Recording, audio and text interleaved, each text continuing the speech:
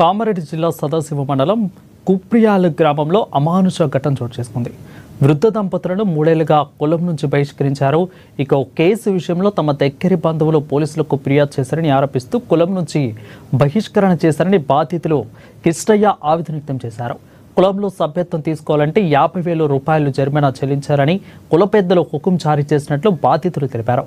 ఇక తమని శుభకార్యాలకు అశుభకార్యాలకు కులస్తులు పిలవడం లేదని అధికారులు స్పందించి కుల బహిష్కరణ చేసిన వారిపై చర్యలు తీసుకోవాలని బాధితులు కృష్ణయ్య కోరారు. వృద్ధాప్యంలో ఉన్న తమను చిన్న చూపు చూడడం పట్ల మనోవేదనకు గురైనట్లు బాధితులు ఆపారు. కుప్రియాల గ్రామానికి చెందిన కృష్ణయ్య కుటుంబాన్ని కుల బహిష్కరణ చేసిన కేసును దర్యాప్తు చేపడుతున్నట్లు ఎస్ఐ తెలిపారు. ఇక బాధితుని ఫిర్యాదు మేరకు 4గురిపై కేసు నమోదు చేశామని అన్నారు ఎస్ఐ. నేను అంకం కిష్టయ్య, కుప్రియాల్ గ్రామం. అయితే మేము నాగంపేటకు పెళ్లికి పోయినాం. పెళ్లికి పోతే పెళ్లి చేసుకుని వచ్చే వరకు మా బంధువుల మీద అంతా గలీజు రాసిండ్రు.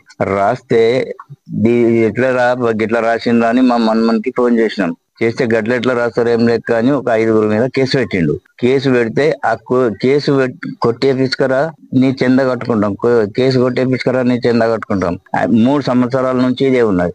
మొన్న 25 రోజుల కింద సిఐ దగ్గరకు పోయినాం. పోతే పిలిపించిండు వీళ్ళను 5గురిని. పిలిపిస్తే ఏం చెప్పిండు, కేసు కొట్టేసిండు, దండు గంటే రూపాయి ఇయ్యడు, ఎప్పటి నుంచి బంద్ పెట్టిరో అప్పుడు ఎంత అయితే అంత కట్టిస్తాం, మేము కూడా చెప్తాం ఆయనకు, దండు గంటే కట్టారు అంటే నాకు మంచి చెడ్డలు పిలుస్తలేరు, ఇప్పటికీ కట్టుకుంటలేరు.